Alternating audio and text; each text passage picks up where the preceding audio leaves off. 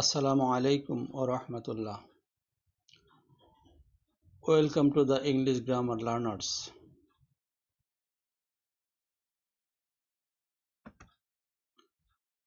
Dear students, today's topic is on phrases and clauses.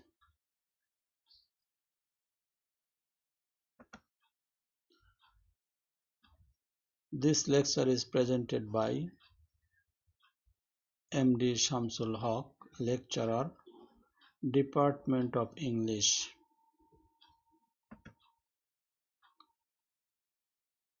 As we are learning about phrase and clauses, so we should know the definition of phrase and clauses. At first, we are saying about phrase. Phrase is a group of words without a verb, especially one that forms part of sentence. আমরা বাংলায় বলতে পারি phrase একটি শব্দগুচ্ছ যা পরিপূর্ণ বাক্য নয়, বাক্যের একটি অংশ মাত্র। শব্দগুচ্ছ অর্থাৎ একাধিক শব্দ মিলে কোনো একক অর্থ প্রকাশ করলে উহাকে ফ্রেজ বলা হয়। Now dear students, we will learn about the clause. Clause is a group of words that includes a subject and a verb and forms a sentence or part of a sentence. Clause অর্থ বাক্য বা বাক্যাংশ। Clause ও একাধিক group of words যার ভিতরে subject থাকবে এবং verb থাকবে এবং পরিপূর্ণ বাক্য গঠন করবে। আমরা জানি সিম্পল সেন্টেন্সে একটাই ক্লজ থাকে, কিন্তু কমপ্লেক্স বা কম্পাউন্ডে দুই বা দুইয়ের অধিক ক্লজ নিয়ে গঠিত হয়। সুতরাং কমপ্লেক্স কম্পাউন্ডের প্রত্যেকটা অংশই একটি বাক্যের অংশ। পুরো বাক্য কমপ্লেক্স সেন্টেন্স হলে ওর ভিতরে মেইন ক্লজ সাবঅর্ডিনেট ক্লজ থাকবে, অথবা কম্পাউন্ড হলে ওর ভিতরে মেইন ক্লজ এবং কোঅর্ডিনেট ক্লজ থাকবে। সুতরাং মেইন ক্লজ একটি বাক্যাংশ এবং কোঅর্ডিনেট ক্লজ একটি বাক্যাংশ, অথবা মেইন ক্লজ একটি বাক্যাংশ অথবা সাবঅর্ডিনেট ক্লজ একটি বাক্যের অংশ। কিন্তু মেইন ক্লজ এবং সাবঅর্ডিনেট ক্লজ অথবা মেইন ক্লজ এবং কোঅর্ডিনেট ক্লজ সম্মিলিতভাবে একটি বাক্য। এজন্যই ক্লজ অর্থ বাক্য বা বাক্যাংশ, বাক্যের অংশ। So dear learners, please mention the name of the red printed phrases. প্রথমে আমরা ফ্রেজ নিয়ে আলোচনা করব। আমি অনেকগুলো এক্সাম্পল এনেছি, এই এক্সাম্পল থেকে লাল লেখা অংশগুলো কোন ফ্রেজ বা কোন শব্দগুচ্ছের অংশভুক্ত। আমাদের জানা উচিত ফ্রেজ বলতে এর প্রকারভেদ আছে, যেমন noun phrase, prepositional phrase, infinitive phrase, verb phrase, phrasal verb, participle phrase, past participle phrase, perfect participle phrase, adjective phrase, adverb phrase, conjunction phrase ইত্যাদি। সুতরাং আমরা দেখতে পাচ্ছি নাম্বার ওয়ানে in the morning, in the morning এই red printed ফ্রেজটি তিনটি শব্দের দ্বারা গঠিত হয়েছে, ইন দ্য মর্নিং। সুতরাং এটি একটি ফ্রেজের অংশ। আমরা জানি এটা একটি প্রিপোজিশনাল ফ্রেজ। আমরা জানি প্রিপোজিশনাল ফ্রেজের সংজ্ঞায় নাউন বা নাউন ফ্রেজের সামনে প্রিপোজিশন বসলে, নাউন বা নাউন ফ্রেজের সামনে প্রিপোজিশন বসলে উহাকে প্রিপোজিশনাল ফ্রেজ বলা হয়। সুতরাং আমাদের প্রথমে দেখতে হবে এই বাক্যে আমি শুধু প্রিপোজিশনাল ফ্রেজকে রেড প্রিন্টেড করেছি।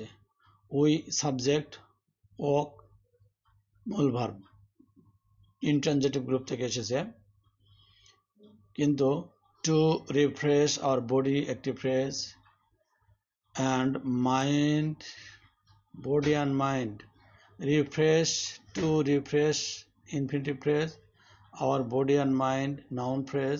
সুতরাং নাউন ফ্রেজের সামনে ইনফিনিটিভ বসার কারণে নাম হয়েছে ইনফিনিটিভ ফ্রেজ। আমরা জানি ফ্রেজের নামকরণ করা হয় ফ্রেজের প্রথম অংশ দ্বারা, যেমন এখানে নাউন ফ্রেজের সামনে প্রিপোজিশন বসার কারণে নাম হয়েছে প্রিপোজিশনাল ফ্রেজ। কিন্তু এখানে two refresh our body and mind, our body and mind, our body and our mind মিলে একটা ফ্রেজ হয়েছে, তার নাম হয় noun phrase.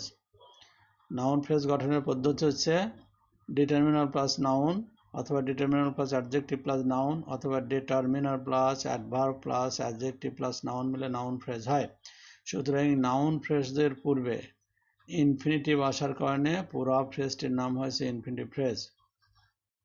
To develop hour physical condition, এটা আর একটা ইনফিনিটিভ ফ্রেজ। আমরা জানি ইনফিনিটিভ ফ্রেজ মিন্স ভার্বের মূল ফর্মের পূর্বে টু বসলে টু সহ ভার্বকে ইনফিনিটিভ বলা হয়। টু ডেভেলপ এর নাম infinitive. Our physical condition noun phrase, এই নাউন ফ্রেজের সামনে টু ডেভেলপ ইনফিনিটিভ আসার কারণে পুরা ফ্রেজটির নাম হয়েছে infinitive phrase. Number two, she likes to help me, she likes to help me, এই বাক্যটি simple sentence. She subject, likes transitive verb, to help me infinitive phrase. আমরা জানি ইনফিনিটিভ ফ্রেজ বাক্যের সাবজেক্ট অবজেক্ট হতে পারে। সুতরাং টু হেল্প মি এই infinitive ফ্রেজটি লাইক ভার্বের অবজেক্ট। ডিয়ার লার্নার্স, এক্সাম্পল 3 তে আছে some people don't believe in ghost. এখানে দুই জায়গায় লাল লেখা আছে সাম পিপল, এটি একটি নাউন ফ্রেজ। আমরা জানি নাউন ফ্রেজের গঠনের মধ্যে নাউন বা প্রোনাউনের সামনে ডিটারমিনার বসলে ডিটারমিনার প্লাস নাউন সহ নাউন ফ্রেজ হয়।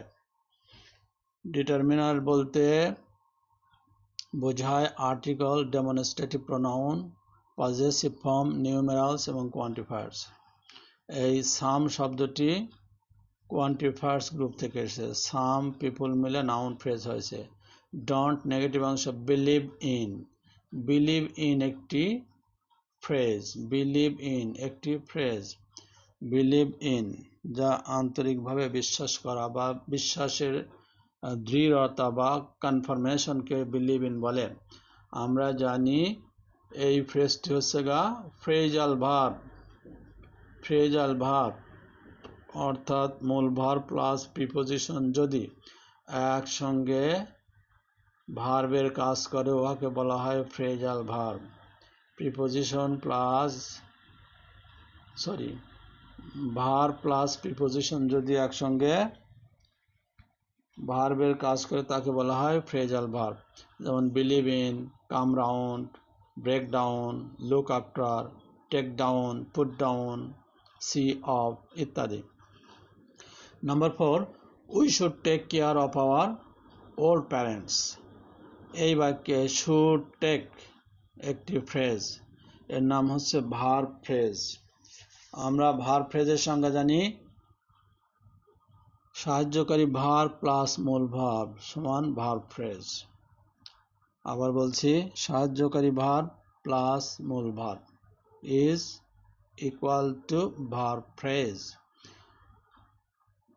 সাহায্যকারী ভার্ব মোডাল গ্রুপ থেকে এসেছে শুড, এবং মোডালের পরে মূল ভার্ব সবসময় বেস ফর্ম হয়। সুতরাং শুড টেক একটি ভার্ব ফ্রেজ। বিলিভ ইনের নাম ফ্রেজাল ভার্ব, কিন্তু শুড টেকের নাম ভার্ব ফ্রেজ। মনে রাখতে হবে, be careful. Next, example 5, students went to the hospital to see their hospitalised teacher. ছাত্ররা তাদের হসপিটালে ভর্তি হওয়া শিক্ষককে দেখার জন্য গিয়েছিল। এখানে টু সি এর নাম infinitive, their hospitalised teacher, teacher noun, hospitalised নাউনের প্রিমডিফায়ার অ্যাডজেক্টিভ, এবং দেয়ার হচ্ছে ডিটারমিনার বা পজেসিভ ফর্ম। সুতরাং দেয়ার হসপিটালাইজড টিচারকে বলা হবে নাউন ফ্রেজ, এবং নাউন ফ্রেজের সামনে ইনফিনিটিভ আসার কারণে এই পুরা ফ্রেজটির নাম হবে infinitive phrase. Number 6, Shahana went to college having completed her homeworks.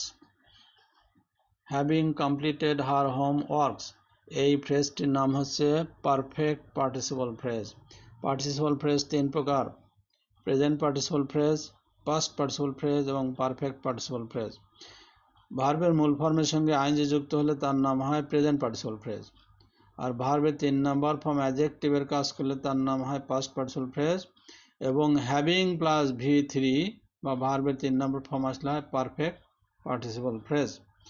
মনে রাখতে হবে ডিয়ার স্টুডেন্টস, পারফেক্ট পার্টিসিপলের সঙ্গে কখনো অন্য টেন্স আসতে পারে না, শুধু পাস্ট ইনডিফিনিটি আসতে পারে, কারণ এই বাক্যটি সিম্পল। এই বাক্যকে কমপ্লেক্স করতে গেলে আমাদের মেইন ক্লজ ঠিক থাকবে এবং পারফেক্ট পার্টিসিপলকে ভেঙে পাস্ট পারফেক্ট টেন্সে রূপান্তর করতে হয়।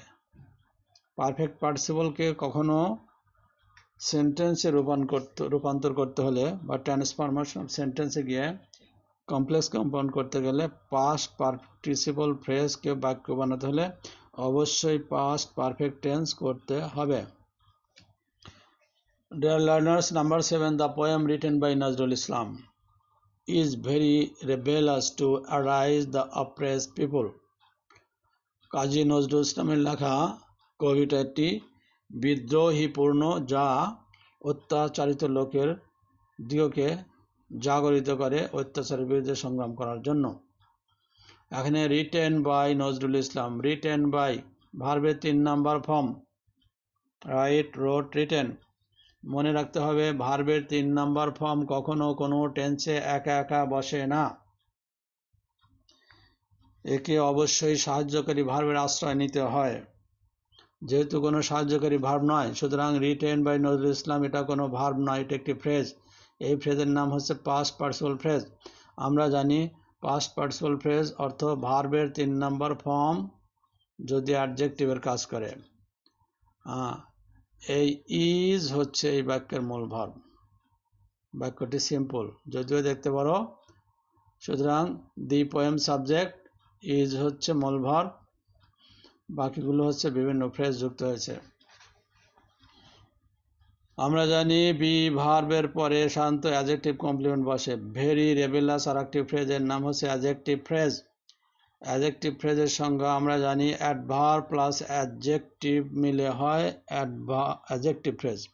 প্রথমে অ্যাডভার্ব পরে অ্যাডজেক্টিভ মিলে হয় অ্যাডজেক্টিভ ফ্রেজ। সুতরাং very rebellious adjective phrase. To arise এর নাম infinitive, the oppressed people noun phrase. সুতরাং এই অংশের নাম হচ্ছে infinitive phrase.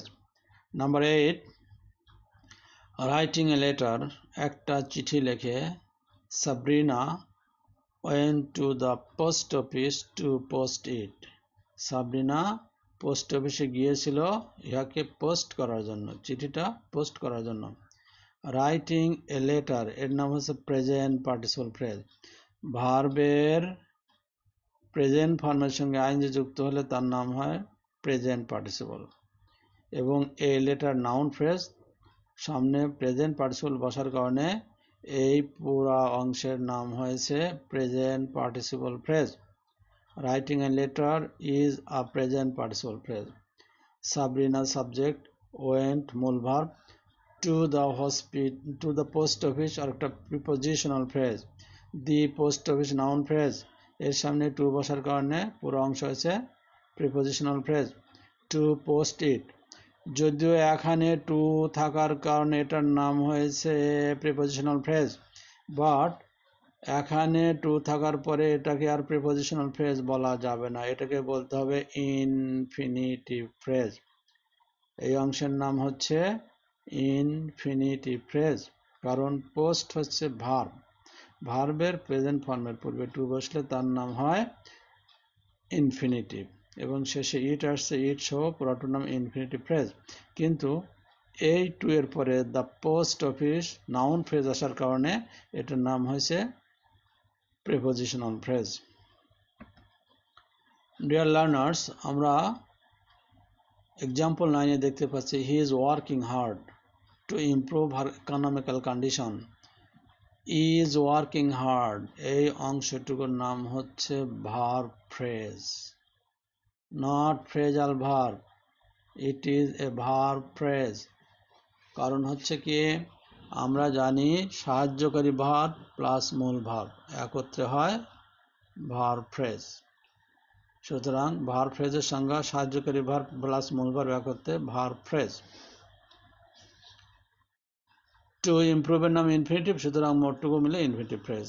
Number 10, she comes to my house very often, এখানে ভেরি একটি অ্যাডভার্ব, অফেনকে এখানে অ্যাডজেক্টিভ হিসাবে ইউজ করা হয়েছে, অ্যাডভার্ব হিসেবে ইউজ করা হয়েছে। সুতরাং আমরা জানি এটি একটি অ্যাডভার্ব ফ্রেজ, এটি একটি অ্যাডভার্ব ফ্রেজ। অ্যাডভার্ব ফ্রেজের সংজ্ঞা হচ্ছে অ্যাডভার্ব প্লাস অ্যাডভার্বকে একত্রে অ্যাডভার্ব ফ্রেজ বলা হয়। She comes to my house very often, সে প্রায়ই আমার বাড়িতে আসে। সুতরাং আমরা বুঝতে পারলাম অ্যাডভার্ব ফ্রেজের সংজ্ঞা adverb plus adverb is equal to adverb phrase. আমরা অ্যাডভার্ব ফ্রেজের আরেকটা এক্সাম্পল পাবো 11 নম্বরে। Roksana goes to her friend's house now and then, now and then একটি ফ্রেজ, মাঝে মধ্যে, যার অর্থ নাও একটি অ্যাডভার্ব, দেন আর একটা অ্যাডভার্ব, মাঝে দুই অ্যাডভার্বের কানেক্টিং আসছে অ্যান্ড কনজাংশন, সুতরাং মোটটুকু মিলে হয়েছে adverb phrase. Number 12, the lady kidnapped by the rocks has been found at last, মানে রক্স মানে দুর্বৃত্ত বা ডাকাতের দল বা পাজি লোকজন, যারা এক কথায় gangster. The lady kidnapped by the rocks, kidnapped by the rocks একটি ফ্রেজ, এটা হচ্ছে পাস্ট পার্টিসিপল ফ্রেজ। কিডন্যাপ ভার্বের 3 নম্বর form kidnapped by the rocks. Has been found at last, at একটি প্রিপোজিশন, আমরা জানি প্রিপোজিশনের পরে সাধারণত নাউন বসে, লাস্ট একটি নাউন, সুতরাং অ্যাট লাস্ট একটি prepositional phrase. So dear students, I hope that you can understand about the phrases. It is a matter of practice. So তোমরা অবশ্যই বারবার বই পড়ে পড়ে লিখে লিখে বাক্য বানিয়ে প্র্যাকটিস করবে ফ্রেজ সম্পর্কে, কারণ ফ্রেজ সম্পর্কে স্বচ্ছ ধারণা না থাকলে তুমি সঠিক বাক্য গঠন করতে পারবে না এবং ভয়েস চেঞ্জ করতে পারবে না। So my students, now we are going to another chapter. Mention the name of the red printed clauses. অর্থাৎ আমরা এতক্ষণ ভরে ফ্রেজ বা বিভিন্ন ফ্রেজের উপরে আলোচনা করলাম, এখন আমরা ক্লজ সম্পর্কে আলোচনা করব। Number 1, sentence, I know that he lives at Uttara. এখানে দুইটি বাক্য আছে, বাক্যটি কমপ্লেক্স সেন্টেন্স। I know এর নাম main clause, that he lives at Uttara এটার নাম হচ্ছে সাবঅর্ডিনেট নাউন ক্লজ। আমরা জানি সাবঅর্ডিনেট ক্লজ 3 প্রকার, subordinate noun clause, subordinate adjective clause এবং subordinate adverbial clause. Noun clause কেন হয়েছে? নাউন বা নাউন ফ্রেজ বা নাউন ক্লজের বৈশিষ্ট্য হচ্ছে এরা বাক্যের সাবজেক্ট হয় বা অবজেক্ট হয়। যেহেতু নো একটি ট্রানজিটিভ ভার্ব, ট্রানজিটিভ ভার্বের উপরে অবজেক্ট আসতে হয়, that he lives at Uttara এই পুরো বাক্যটি হচ্ছে নাউন ক্লজ। সুতরাং এই বাক্যের দুইটি অংশ, I know main clause, that he lives at Uttara এটা হচ্ছে সাবঅর্ডিনেট নাউন ক্লজ, মোটটুকু মিলে একটি কমপ্লেক্স সেন্টেন্স হয়েছে। Number 2, I ignore them who disturbs me, এখানে দুইটি বাক্য, I ignore them who disturbs me, এখানে হু ডিস্টার্বস মি একটি adjective clause, subordinate adjective clause. Adjective ক্লজের বৈশিষ্ট্য হচ্ছে সাধারণত who, whom, which, that, whose এগুলো দ্বারা শুরু হয়। যা ব্যক্তি বস্তুকে ইন্ডিকেট করে। যেমন আই ইগনোর দেম হু, এই দেম মিন্স এই বাক্যের হু, দেম যারা, হু ও তারাই। আই ইগনোর দেম এটা মেইন ক্লজ। মেইন ক্লজের বৈশিষ্ট্য হচ্ছে যে ক্লজের সামনে কোনো কনজাংশন থাকবে না, যে ক্লজের সামনে কোনো কনজাংশন থাকবে না। এই বাক্যের সামনে কোনো কনজাংশন নেই, কিন্তু এই বাক্যের সামনে হু কনজাংশন আছে, সুতরাং এটি subordinate adjective clause. Subordinate adjective clause, who নিজেই সাবজেক্ট, নিজেই conjunction. Number 3, if she comes to my house I would help her to write an assignment.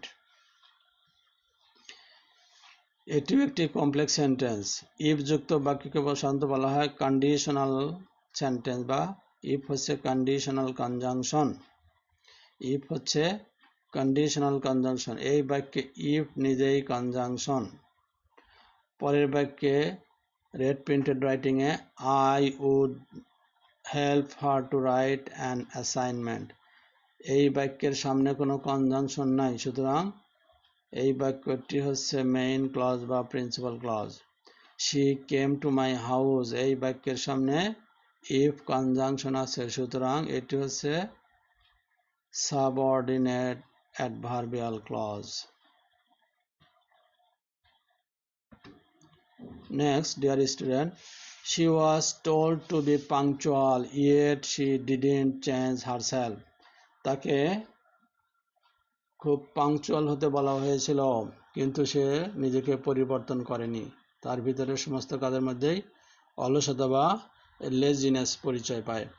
সুতরাং আমার দেখার বিষয়, yet she didn't change herself, এটি একটি কোঅর্ডিনেট ক্লজ। কোঅর্ডিনেট ক্লজ হয় সাধারণত কম্পাউন্ড সেন্টেন্সে। সুতরাং এক্সাম্পল 4 হচ্ছে কম্পাউন্ড সেন্টেন্স। কম্পাউন্ডে একটা মেইন ক্লজ আর একটা coordinate clause. She was told to be punctual, এই বাক্যে কোনো কনজাংশন নেই সামনে, সুতরাং এটি মেইন ক্লজ। আর ইয়েট একটি কনজাংশন আছে, এটা হচ্ছে কোঅর্ডিনেট ক্লজ। কোঅর্ডিনেটিং কনজাংশন সাধারণত কম্পাউন্ড সেন্টেন্স গঠন করে, এবং কোঅর্ডিনেটিং কনজাংশনগুলো হচ্ছে and, but, or, nor, either or, neither nor, yet, so, therefore ইত্যাদি। Number 5, what she said was not correct, সে যা বলেছে তা ঠিক নয়। হোয়াট হি সেড, এই ওয়াজ ভার্বের সাবজেক্ট হচ্ছে পুরা একটি বাক্য, সুতরাং আমরা সহজেই বুঝতে পারছি এটা কমপ্লেক্স সেন্টেন্সের সাবঅর্ডিনেট নাউন ক্লজ। নাউন ক্লজের বৈশিষ্ট্য হচ্ছে বাক্যের সাবজেক্ট হওয়া অথবা অবজেক্ট হওয়া। হোয়াট শি সেইড এটা সাবঅর্ডিনেট নাউন ক্লজ, যা ওয়াজ ভার্বের সাবজেক্টের কাজ করছে। Number 6, I was hungry so I asked if there was any more food. Number 6 এ 3টি ক্লজ আছে। I was hungry একটি ক্লজ, so I asked আরেকটি clause, if there was any more food আরেকটি ক্লজ। আমরা জানি যে বাক্যের সামনে যে ক্লজের সামনে কোনো কনজাংশন নাই তার নাম main clause. I was hungry এই বাক্যের সামনে কোনো কনজাংশন, সুতরাং I was hungry main clause. so একটি কনজাংশন যা কম্পাউন্ডের অংশ। so একটি কনজাংশন যা কম্পাউন্ড সেন্টেন্স গঠন করে। I asked এটা হচ্ছে বাক্য, তার সামনে so আসার কারণে নাম হচ্ছে কোঅর্ডিনেট ক্লজ। আমরা জানি so যুক্ত বাক্য সাধারণত কম্পাউন্ড সেন্টেন্সের কোঅর্ডিনেট ক্লজ হয়। ইফ যুক্ত বাক্যকে বলা হয় কন্ডিশনাল কনজাংশন। ইফ কনজাংশন হচ্ছে কন্ডিশনাল কনজাংশন, সুতরাং একটি সাবঅর্ডিনেট অ্যাডভার্ব ক্লজের অংশ। সুতরাং আমরা এই বাক্যে 3টা সেন্টেন্স পেয়েছি, মেইন ক্লজ পেয়েছি, কোঅর্ডিনেট ক্লজ পেয়েছি, সাবঅর্ডিনেট ক্লজ পেয়েছি। সো ডিয়ার লার্নার্স, আমরা এখন এক্সাম্পল 7 কে অ্যানালাইসিস করব। This is a man whose opinion I respect. Whose opinion, আমরা জানি হু সাবজেক্ট ফর্ম, হুম হয় তার অবজেক্ট এবং হোজ হয় পজিটিভ ফর্ম। এই পজিটিভ ফর্মও অ্যাডজেক্টিভ ক্লজ গঠন করছে। সুতরাং এই বাক্যে মেইন ক্লজ আছে এবং সাবঅর্ডিনেট অ্যাডজেক্টিভ ক্লজ আছে। Number 8, Rina went to the airport so that she could see her brother off. See off, see এবং অফ অর্থ কাউকে বিদায় জানানো। সুতরাং আমরা জানি সো দ্যাট একটি কনজাংশন, সো দ্যাট একটি সাবঅর্ডিনেট অ্যাডভার্বিয়াল কনজাংশন। সুতরাং আমাদের এক্সাম্পল 8-এ মেইন ক্লজ আছে এবং সাবঅর্ডিনেট অ্যাডভার্বিয়াল ক্লজ আছে। Number 9, last month Kamal visited DMCH where his father works. DMCH অর্থ ঢাকা মেডিকেল কলেজ হসপিটাল। গত মাসে কামাল ঢাকা মেডিকেল কলেজ হসপিটালে গিয়েছিল যেখানে তার বাবা চাকরি করে বা কাজ করে। where his father works স্থান বোঝাইছে, সুতরাং এটা হচ্ছে subordinate adverbial clause of place বা সাবঅর্ডিনেট অ্যাডভার্বিয়াল ক্লজ। কমপ্লেক্স সেন্টেন্সের subordinate adverbial clause. So dear students, we get a clear conception about the phrases and clauses. তোমরা অবশ্যই বারবার প্র্যাকটিস করবে, বন্ধুদের সঙ্গে আলোচনা করবে এবং নিজে বই পড়ে এবং নিজে বাক্য বানিয়ে নিজেই আইডেন্টিফাই করবে যে তোমার এই বাক্যটি কি সিম্পল না কমপ্লেক্স না কম্পাউন্ড, অথবা এই বাক্যের ভিতর কয়টা ফ্রেজ আছে, ফ্রেজগুলোর নাম কি। At last I want to say, dear learners, you must practice more and more on phrases and clauses. Thanks to all.